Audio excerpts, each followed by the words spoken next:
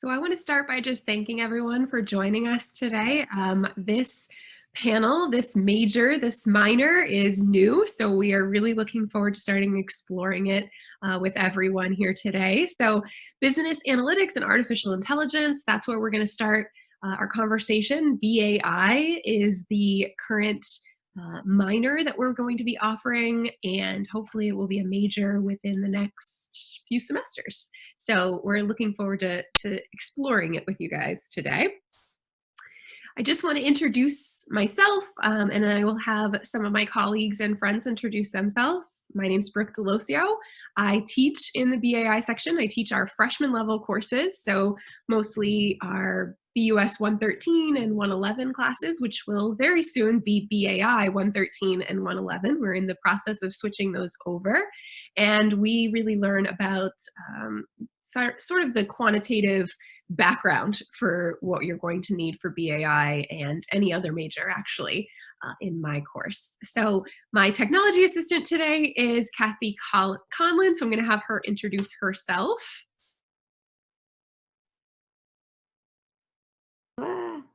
Hi, everybody. I'm Kathy Conlon. I'm the Academic Advisor Coordinator for Student Affairs in the College of Business. Juniors and seniors, most of you should know me, and freshmen and sophomores, you'll get to know me. So my office is on the 3rd floor of Ballantyne. Right now, I'm there on Mondays, but working mostly remotely, phone calls and Zoom. So come see me with any questions, problems, concerns. Got your back. And with us today, we also have Kate and Zach. David, I'm not sure if David has logged in yet. David, are you here? Oh, he is. Hi, David. I see you're muted right now, but I'm going to have you introduce yourself in a moment as well, if you wouldn't mind. Kate, I will have you introduce yourself first, please. Great. Good morning. My name is Kate Seaman. I'm a 2016 graduate. I studied global business management and look forward to the discussion this morning. Great. Welcome, Kate. David, I'll have you introduce yourself next. Oh, you're muted, David.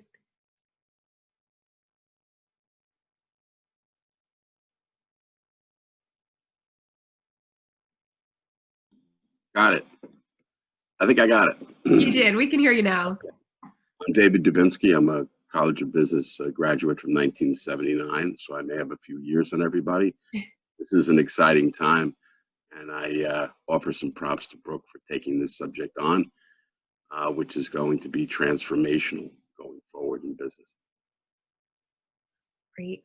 Thanks, David. And Zach? Hey, everybody. I am also a College of Business graduate, 2010. I have been with a equity broker-dealer for 7 years now in New York. We're on the New York Stock Exchange, and I'd say data is definitely driving my job and pretty much everybody's jobs around me. So I think that this major is very, very important for everybody to get involved in.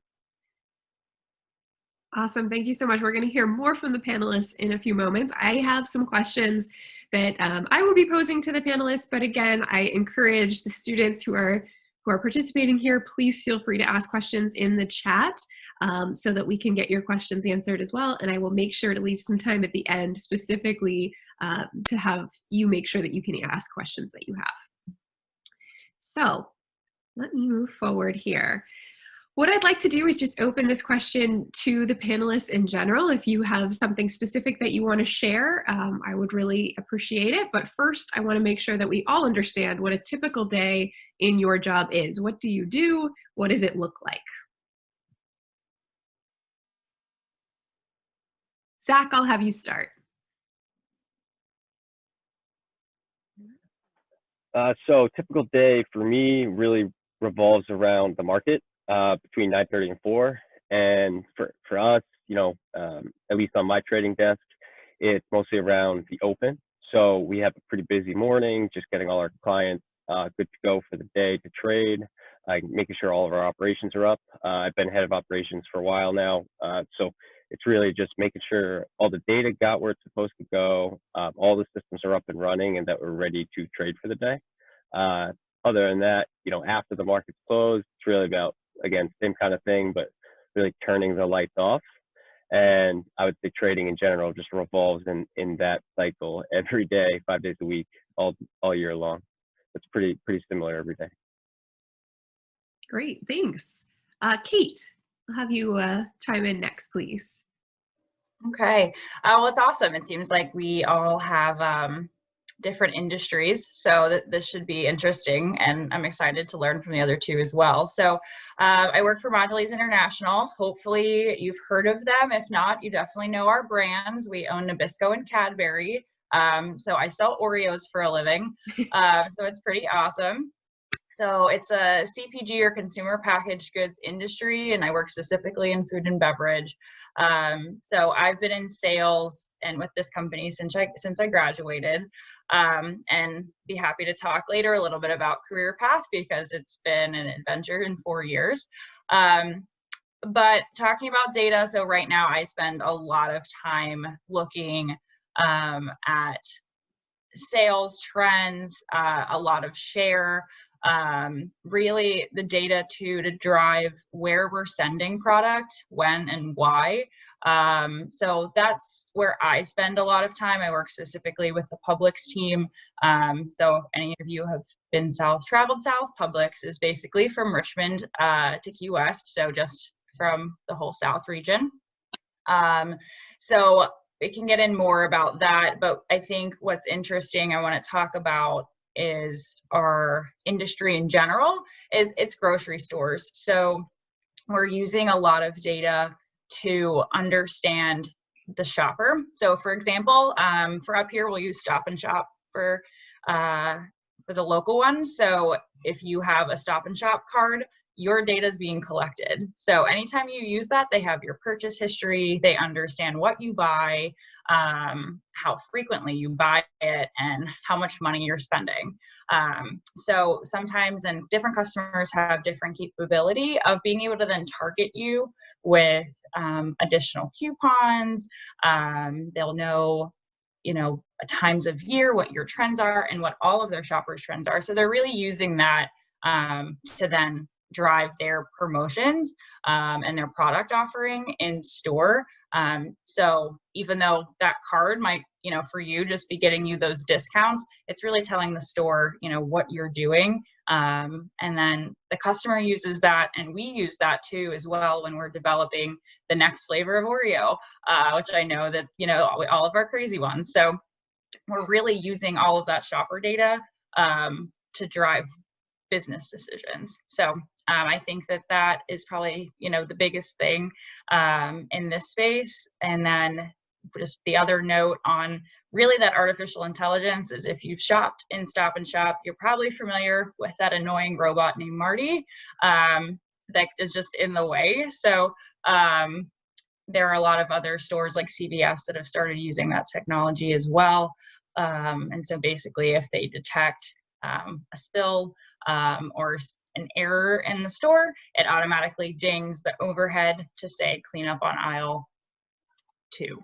So a little bit different, but that's how we're using it in our industry. That's really cool. Thank you for sharing that, Kate. Yeah. David, what does a typical day look like in your job? Oh, you're muted again. I have 2 of my own businesses. One is a corporate finance and M&A business. And when you mention those words, corporate finance, mergers and acquisitions, you can't help but think about and interact with the capital markets. So we are constantly in touch with macroeconomic data, micro data, about companies and industries and spaces that are emerging. Some are submerging. And we have to be in contact with that information on a daily basis, because it's not so much about what's happening today, because that'll become history in a matter of minutes and hours. It's about trying to find out what's going to happen tomorrow, next week, next month, next year. So you're well positioned in the capital markets for companies that need to raise capital. You look at or read the Wall Street Journal or Barron's, and you see a lot of big names. But this country is made up of a lot of what I call mid-market and smaller businesses that don't have the same access to the capital markets as the big names that we hear about all the time. And what this market has shown is there's a lot of emerging companies across spaces in healthcare, technology, and consumer discretionary expenditures that we have to be positioned for to help them. And it's not about today, it's about tomorrow, next month, next year, a 2 to 5 year look as to where we want to be positioned. So we need artificial intelligence on a daily basis to figure out where the emerging markets are going to be. And while Zach is involved in operations, we're involved on the front end in client interaction, dealing with CEOs, corporate boards all the time. And that's what's on their mind. Very, very interesting. Thank you so much. Yeah, so everybody has kind of a different angle of that, which is really interesting for me too. No, there's typical days, but they're all different. So I'd love to know a little bit more, and I'm sure students would too, about how you ended up where you are today. How do we get to the jobs that you have? So David, I'll start with you this time. You said you're a URI alum, is that correct? David? Yes, I am. Rody. Rody, here's my hat. Awesome. So how did you end up where you are today? I'm sure you didn't just leave URI and get to where you are. So how did you get there? There was a lot of pain and sacrifice along the way. I started my career as a practicing CPA, which was then Coopers & Lybrand, which is now PricewaterhouseCoopers.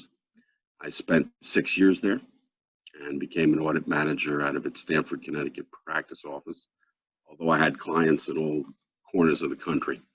So that was just kind of home base. So it was quickly obtaining the credentials that I needed, namely as a licensed CPA. And then I pivoted because I found the career a tremendous experience. I would encourage people to go into it. I wanted to get to today and tomorrow, and most of what I was dealing with was the past, at best present day. So the capital markets kind of bit me. Some of my clients were the foremost venture capital companies in the country, investing in tomorrow. And I transitioned my career by going back to school and pursuing my MBA in finance at NYU Stern, and received my MBA in 1987. And I went to Wall Street, and I spent a good 25 years there. And I dealt with all sorts of companies.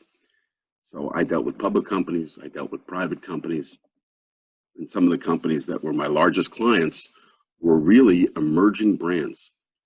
So I met Ed Stack, who's the CEO and chairman of Dick's Clothing and Sporting Goods, when they only had 14 stores.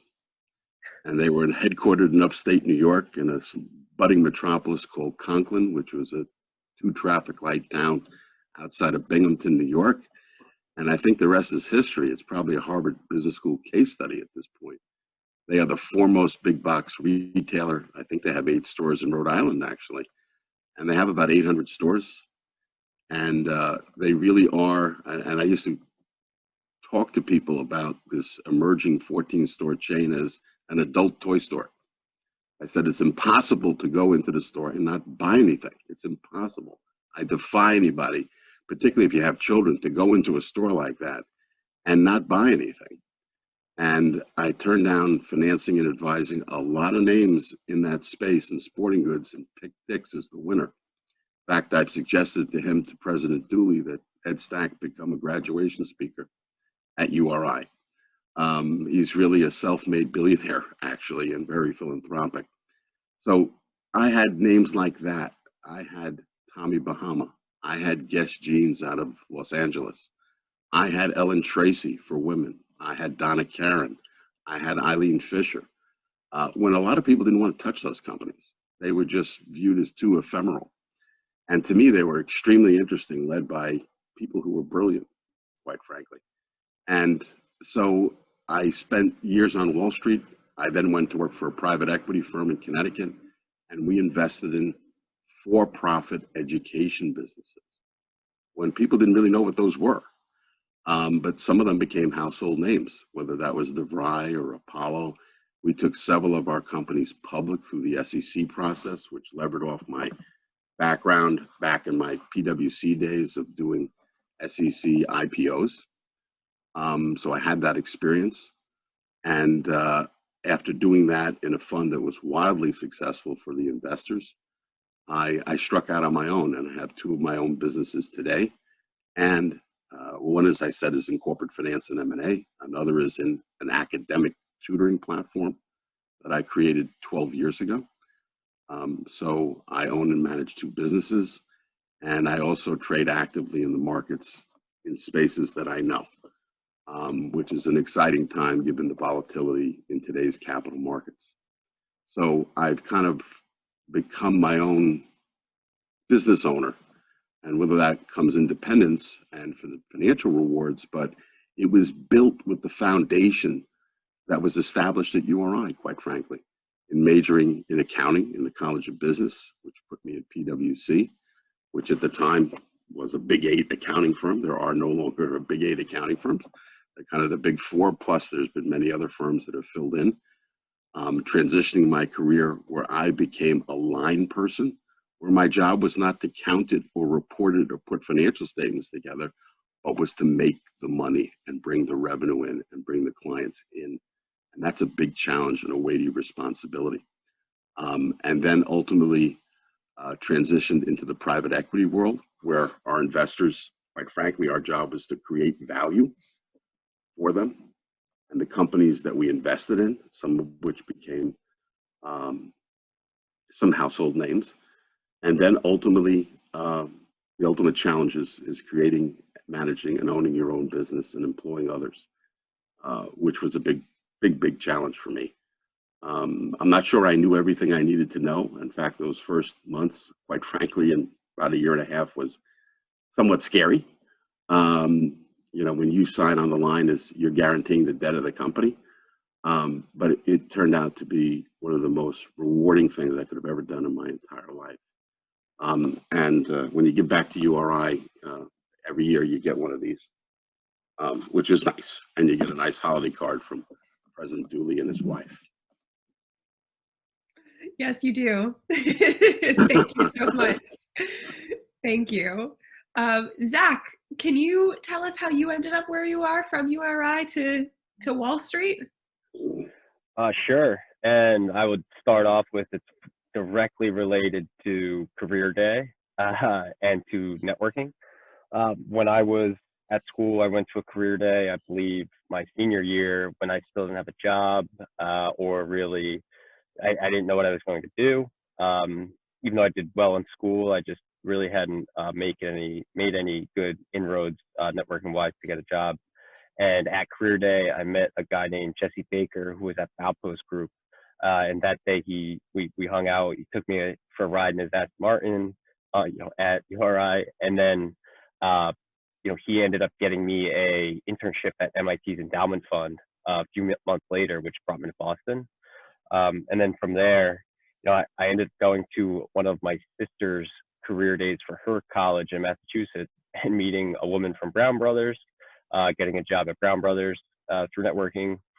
And then I ended up coming down to New York through Brown Brothers and getting a job with the New York, with a broker dealer on the New York Stock Exchange through a field trip that I went on for FMA back in school. So it's all really around clubs at URI and networking at URI that got me my jobs, whatsoever. Now, it took a lot of hard work and struggle to get to where I am now, but it was all rooted in those activities. So I highly urge that. I think that data and being able to analyze data has really been my strong suit since I was 22, and just being better at spreadsheets than other people. Now I do a lot more development in other languages, but it's definitely just understanding data makes me powerful at my job and with my customers. I've been head of ops now for a while, which a lot of people have a negative connotation towards operations as a career path. mainly because of the big back offices at big banks and the pigeonhole you might get into. But, you know, knowing the operations and knowing the data is what now lands me customers. And so, you know, I went from just being like a downside protection employee to really controlling and generating upside and revenue. And I think that, you know, to come full circle, you know, again, it all started with just networking at URI and then being good at data. Well, I'm glad to hear you say a lot of that, because I know a lot of students have asked how they can get started, and FMA and Career Day are definitely good ways to get started. So thank you so much. Kate, how did you end up where you are now? Sure. So it's been like like I said before, it's been an adventure in a very short amount of time. So really going to talk about a lot of geographies. I've moved a ton. I grew up in Pittsburgh. I ended up at URI because I was a recruited athlete. And that has also, like, that helped award me some opportunities that also, you know, got me into this job. But I think that just goes to Zach's point of being involved. So while in school, you know, was part of some things, a lot of things outside of athletics, a lot of clubs, but in athletics was also developing, you know, some really good resources for athletes, and a lot of working on kind of the life skills side of things, and was actually featured by the Atlantic 10 conference. That video was then picked up by a family friend who works for this company, and basically said, like, we want you to come work with us. So was able to network that way, you know, get into the interview process, and then eventually they hired me. So I started in a management development program. I highly recommend any sort of development program, rotational program that you can get into. You really learn a lot and get exposed very early in your career. And so because of that, was really able to network within my own company. So I spent the first year of my career in Cincinnati, Ohio, and there was really on the front lines, sales rep working in grocery stores. And to be honest, you know, coming out of college, having gotten a degree, to then be stocking shelves and selling in store was hard. But it really set me up to be able to make great decisions now. So definitely don't be afraid to take jobs that you have to grind and that are hard when you're really learning base business. You cannot just jump into a high role without having seen the groundwork and the foundation for what it is that you're working on. So really do recommend that. Was in that program for a year. I then got transferred to just north of, I think, where Zach lives now. I think I heard you say you're in Jersey City. So I live just north of Hoboken. And I was there for a year. I was managing a 40-person merchandising team. So that, again, was a big challenge at the time. As you know, between 23 and 24-year-old, was a huge learning experience. Managing people is hard, but very rewarding. So I managed, like I said, 40 people that, again, were going in and servicing the local grocery chains. At that point, I was looking to come back to Rhode Island. My soon-to-be husband was up here. We did meet at URI. And so I really wanted to end up in the same place because we had been doing distance for so long. So I got a role that was in recruiting. So it really wasn't necessarily something that I would want to see myself in, but it awarded me the opportunity to be able to move. And it actually was a great learning. I was responsible for overseeing pretty much a lot of our sales recruiting nationally, and then spent time specifically with our Southeast team. But I was able to live in Rhode Island. So it was great. I was only in that job 6 months before a new role was created that I was tapped on the shoulder to take. So that was a sales initiatives manager. And that really was where data became super important for the first time in my career. I was really reporting to a manager who covered a market. So that was all of Southern New England. I was helping to understand really our labor budget, was helping to understand how we were converting displays in stores. So what that means is basically how many displays outside of the shelf that our product was on, and helping to really train our reps and merchandisers on proper placement, how to sell, how to use data that they had access to be able to gain more display in store, to be able to put our product in front of the consumer more. So I did that for a year, and that brings us up to this January of this year. So my fiance took a job that was going to end up moving us south. So I actually took a different role within the company, calling on the military. So I worked on the military business, and we now live in Greenville, North Carolina.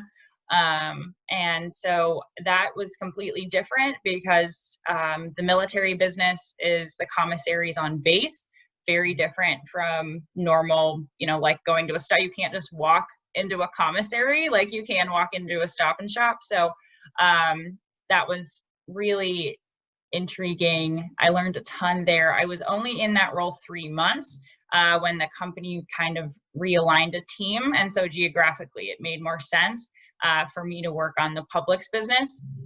So what I do now is a lot of retail operations.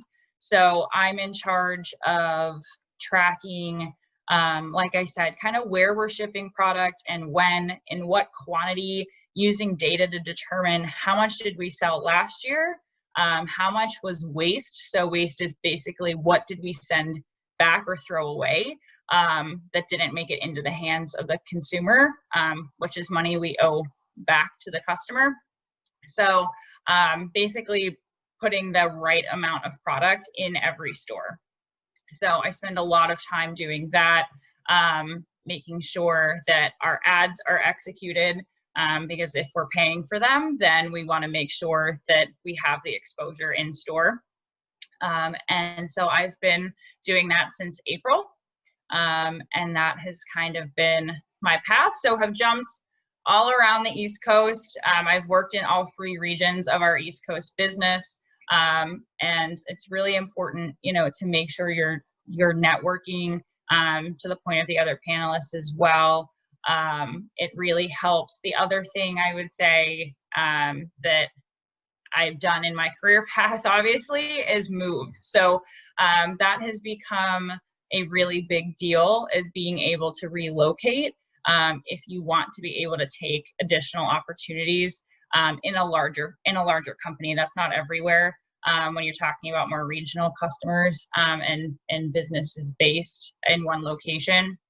But I feel like that's changing a bit. And as I say that, in the COVID environment, we're all now working from home.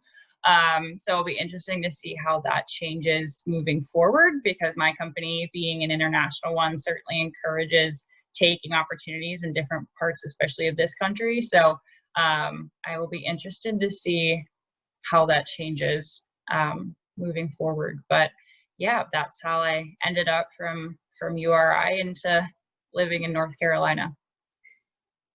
Thanks so much, Kate. So I want to actually jump right into the last question, because I think, the BAI minor is new here at URI. So the idea of analyzing big data, and I know all of you have kind of touched on this, but why would it be important? How would that maybe help students stand out if they minored in BAI, this business analytics? Kate, I'm going to have you start if you have any ideas of how or why students should kind of think about this path. Absolutely. So, I think that knowing what in the direction we're going is really that we have so much more, and I'm talking about like my company and just, our industry in general, we have so much more knowledge technology wise of what consumers want. and what their shopping patterns are. And the key is now we have an abundance of data. Like, we can get information about anything that we want. It's though, how do you build that story? So if you have those skills going into an interview, then you're already ahead of the game. So, it's being able to look at numbers and say, where's the story? How do I use this to our advantage? And where are the numbers that we learn from, and build off of? So if you're able to, look at something and, for example, in our product line, let's say you're looking at Oreo A, the new one, whatever's coming out, and you're trying to sell it in to Stop and Shop, for example, for them to be able to take that, you need to be able to look at the data of, the flavor profile, what we've done with like items in the past, and be able to say, well, because of this, then we are anticipating that sales of this item are going to be similar to X, and here's why you should take it. And the data is telling us this. Like, also just looking at the business right now, we're having an amazing year. Really, thanks to COVID. People just want all the snack food they can get their hands on. But it's being able, to capitalize. Our CEO actually said that, we really need to capitalize on the crisis. And while that sounds maybe off-putting at first, it's true. We now have almost 50% of share in store and share of shelf. We're the biggest manufacturer in our aisle. We do the most volume. And so we have to use that information to continue to push business forward. And that will only continue. Technology is booming. We only will get more data. So I would say that it's really important now to set you up for anything you're going into with this minor, to be able to understand data, where it comes from, why it's important, and then how to analyze it and how to be able to tell a story with it. But just besides, well, we did $1 million in sales on this item, like, why does that matter? So it's really the story behind the data more than anything. Great, thank you. David, do you have anything to add to that about why students might consider minoring in business analytics, how that might help? Yeah, I would start off by saying it's essential. We are, and I'll let the other panelists, obviously Kate did a great job describing how analytics impacts her business and decision making, but I'll start with decision making. When you think about making business decisions, whatever business it is, you're looking at past trends, you're looking at history, and you're trying to predict the future, what tomorrow is going to be, and what consumers are going to want, whether it's in housing, whether it's in food. And everybody's inundated with data. Think about how many emails we get. Think about how many texts we get. Think about what we read, the news that we watch. It's all geared to making better decisions going forward. And making better decisions, whether it's your own career or what is your passion, if you haven't discovered it, is based on data and what you read and what you digest. So minoring in business and artificial intelligence, it's interesting, Brooke, probably 10 years ago, the phrase was coined as big data. And all of a sudden, big data became merged with technology. And now we call it artificial intelligence. And that was the link. So it's, okay, we can call it artificial intelligence, but it's rooted in data. So analyzing data, collecting the right data at the right time is so crucial to making business decisions today that will show up and impact a business, whether it's a profitable business or a nonprofit business, tomorrow. And so integrating artificial intelligence with hard skills is really critical to making investments, to making product allocation, to coming to the market with products that consumers are going to want and want repeatedly. And if you listen to your clients or your consumers, they'll pretty much tell you what they want. So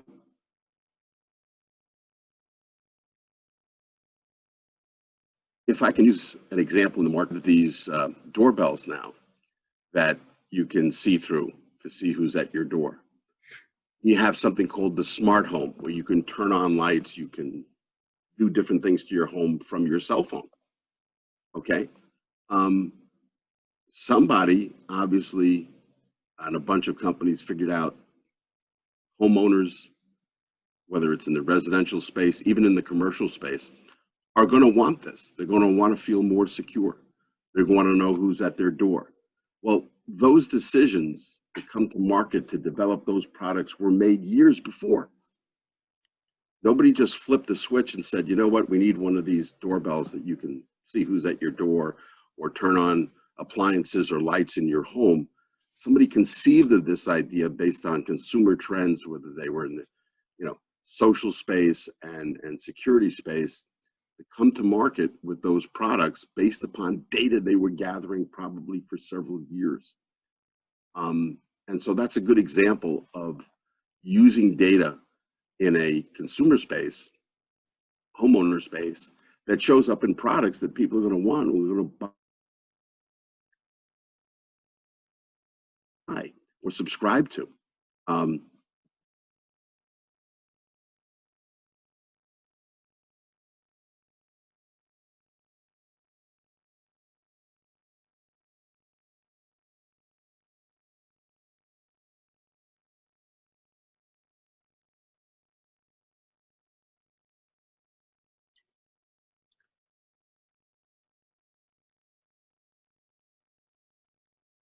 I think his screen might have frozen.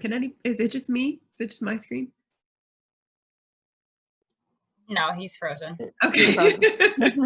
All right, David, you froze for a moment there. I'm gonna turn it over to Zach, and then hopefully we'll be able to hear you again. But Zach, do you have any thing that you'd like to add about what you're seeing and how it might help if students are minoring in this new field that we're offering?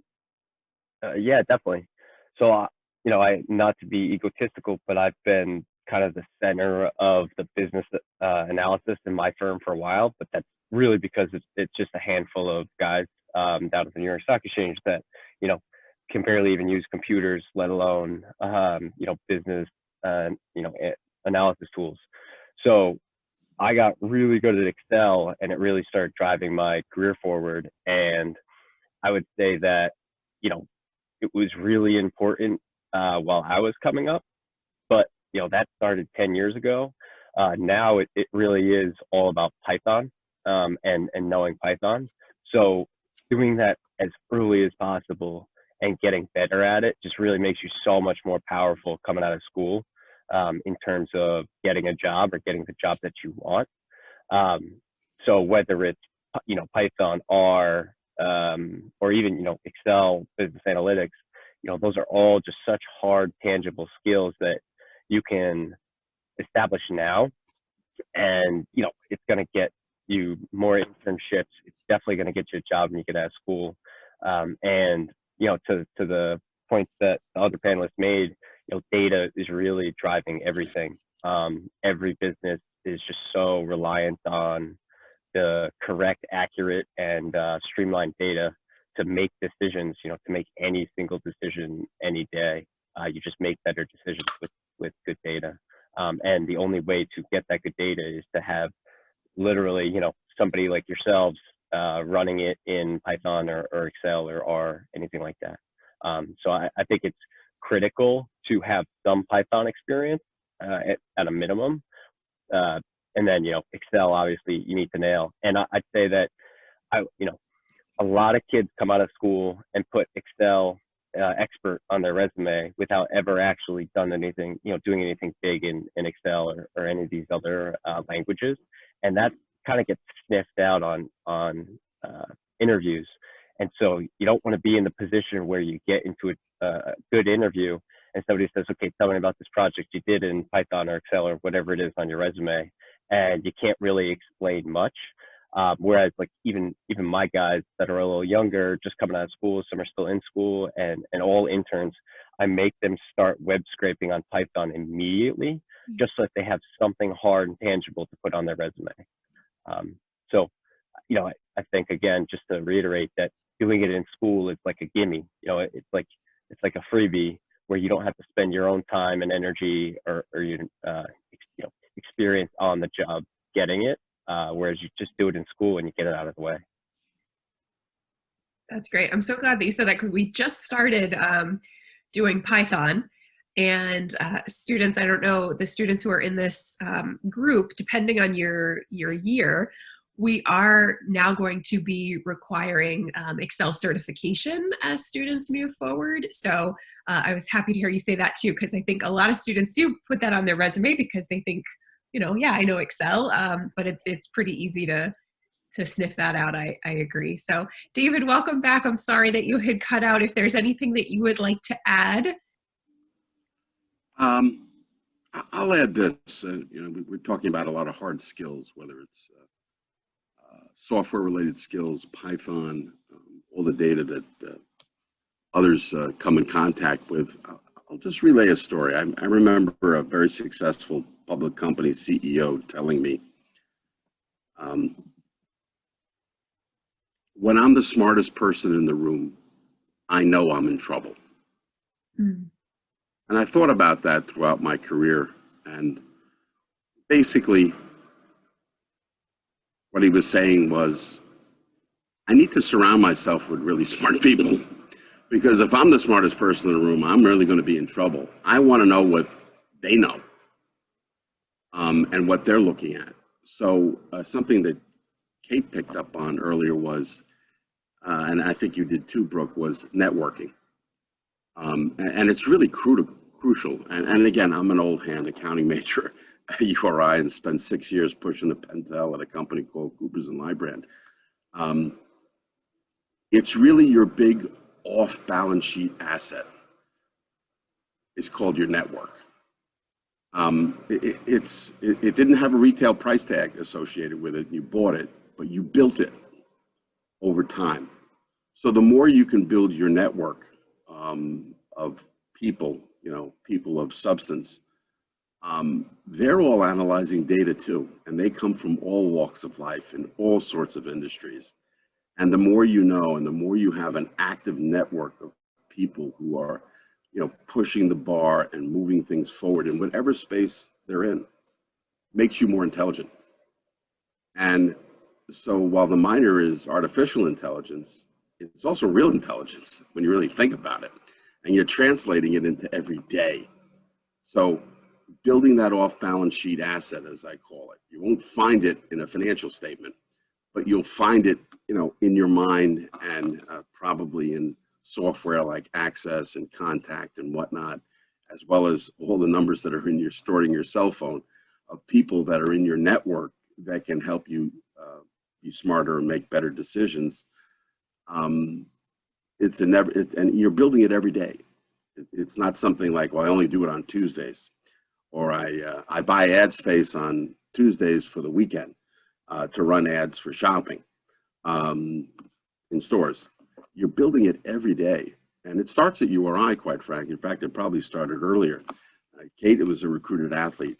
I was too. I played baseball at URI. I'm still in contact with some of those people that I came in contact with, and along the way throughout my career, who have ascended into some very, very significant decisions and make some very important decisions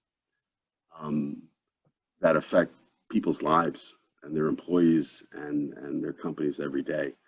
So I would say that combining artificial intelligence with hopefully a network that's like a big snowball, it just rolls downhill and it gets bigger and bigger and becomes more effective for you and others in your orbit, really, really important, and can be measured at various points in time. Yeah. Yeah.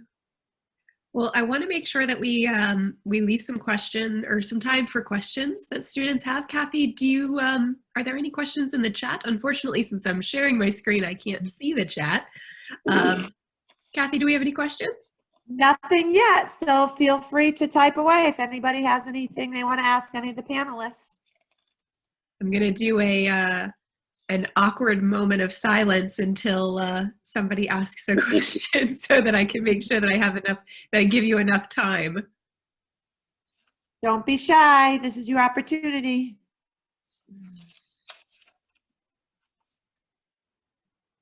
You can also just unmute yourself if you feel more comfortable just jumping right in. Please feel free to do so. So there's a question, where can I get more information about the BAI minor? So that's actually on me. The BAI minor is hopefully going to become live next fall. So fall 2021. So unfortunately for my seniors who are joining, this isn't something that's quite available yet, but fall 2021 is when we are launching the minor, and hopefully it will become a major after that. But we're going to start small and see how many students we have interested so that we can, build courses and go from there. But we're hoping to have everything on the website and ready to go by the spring. So if you send me an email, I'm happy to send you the information that we have so far, and then we can start talking about courses and what courses are already available for you to take as early as this spring. So you could get— And I would assume it's going to be 18 credits like all the other minors, and business students should be able to major in what they're majoring in and minor in the BAI. Correct. I'm just curious, as a panelist,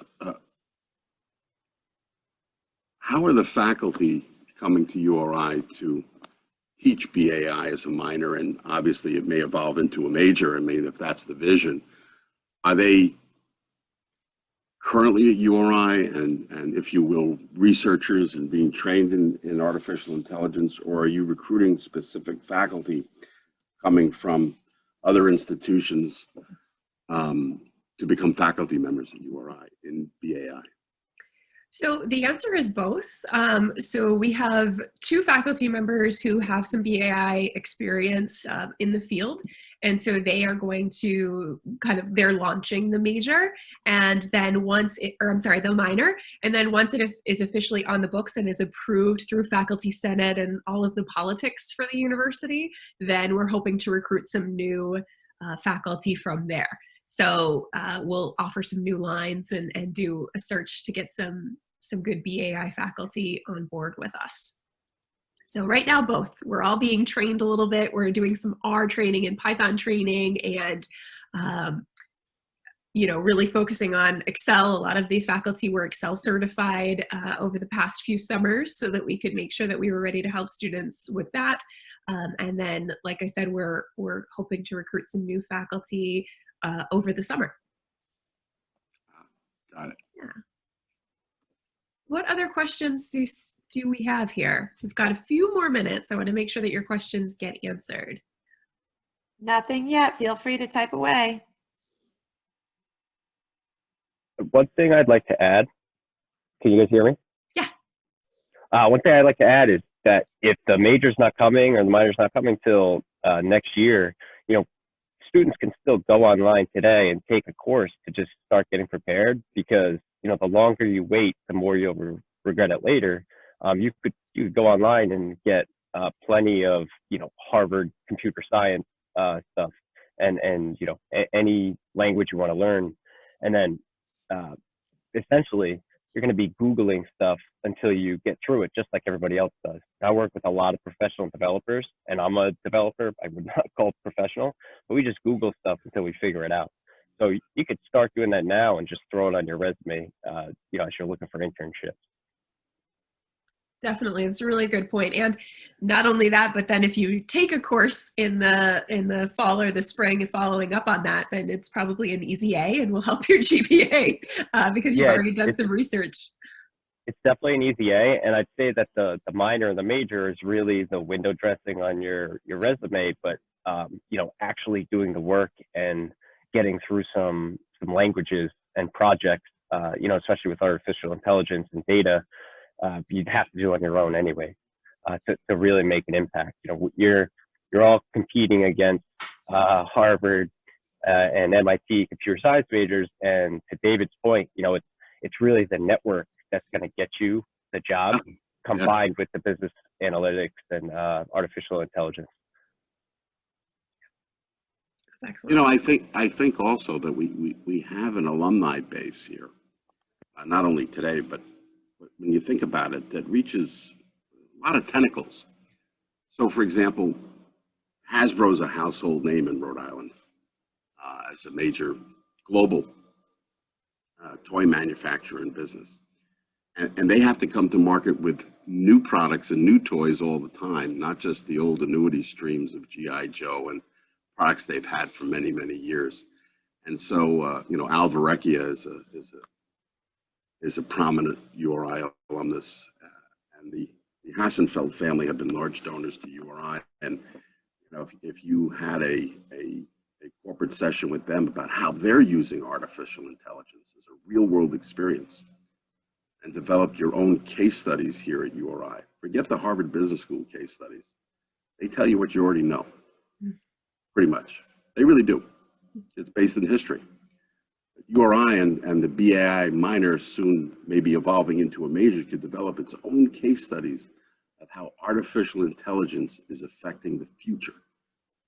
And you can take a consumer company like Hasbro, or a prominent employer in URI in Rhode Island, like a Dick's Sporting Goods that employs hundreds of people in Rhode Island, how they're going to have product on the shelf season to season, because we may be buying warmer weather clothes in the Northeast today.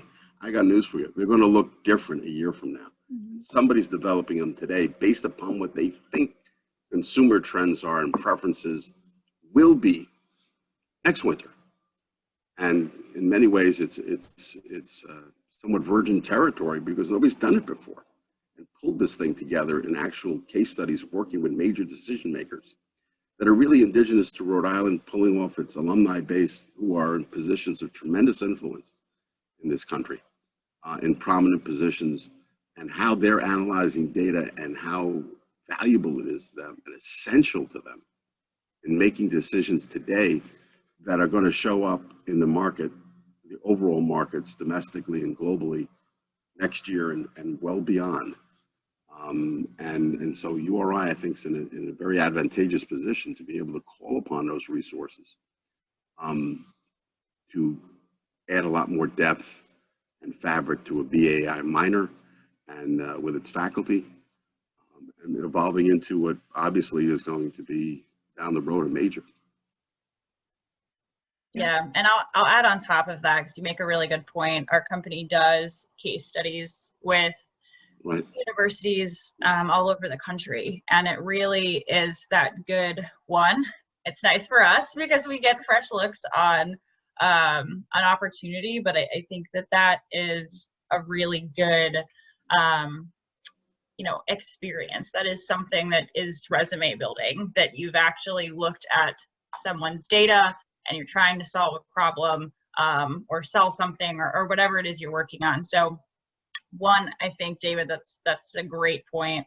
And then, I think with this minor, it really is putting all of the rest of the School of Business together, if you think about it, right? Because data is driving in R&D, like, what is that next product, right? And then it's putting in the data through your supply chain of how you're going to get it to where it needs to go. How are you going to market it?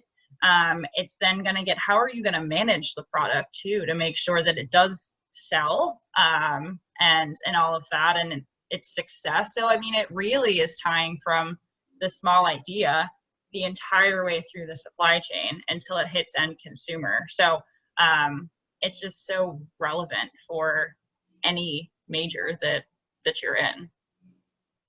Yeah, Kate just picked up on a word that I have to add to: relevant. All of this has relevancy if you're going to be in business. And what's relevant today, it just may not be relevant 2 years from now. And I think if you view it in that context, if you're going to be in business, you always want to be relevant. You always want to be where the action is. And if you don't, they'll find a place for you to blend into the paneling somewhere, okay? Or you'll be marginalized at some point. And so that's not a great feeling. So being relevant, obviously artificial intelligence and being fluent with it and hands-on with it, whether it's in operations with Zach or marketing and product that needs to be on the shelves today and for the weekend and for the holiday, is really essential. There's one more question. I know that that we're going to have to wrap up soon, but a student just asked, since BAI has such a large emphasis on technology, are you in your fields? Are you having to constantly learn new technology in order to analyze data? I'd say that no, because data and just the numbers are I mean, it's simple. At the end of the day, it's a spreadsheet, and everybody uses spreadsheets. And it's all about how you analyze the data and what you do with it, what you chart it, how you transform it to help the decision makers make the decision. But that being said, if you're actually a developer, you will probably have to learn new technology every few years to stay relevant as a developer. I no longer can just use VBA. I need to use .NET, or I need to use MATLAB, or there's a bunch of languages I could go learn, including Python. But I'd say that you don't have to be able to stay relevant in helping decision makers make decisions. Yeah, agreed. I mean, it's not, for us at least, like it's not whole new technology systems. It's really just the way the data gets presented, right? So we're upgrading from you getting a bunch of worksheets and workbooks into an online Tableau system. So instead of you having to sift through worksheets and pages in Excel, it's all online. You can really sift and cut the data in ways that you want. But to Zach's point, like, numbers are numbers. So for us, it really is just in the way that we're receiving. Well, I just want to thank Kate, David, Zach. Thank you so much for joining us today. It was really informative for me. I hope students, you were able to learn a lot from this as well. I know a lot of you have to go to your other panels now, so I want to make sure that I'm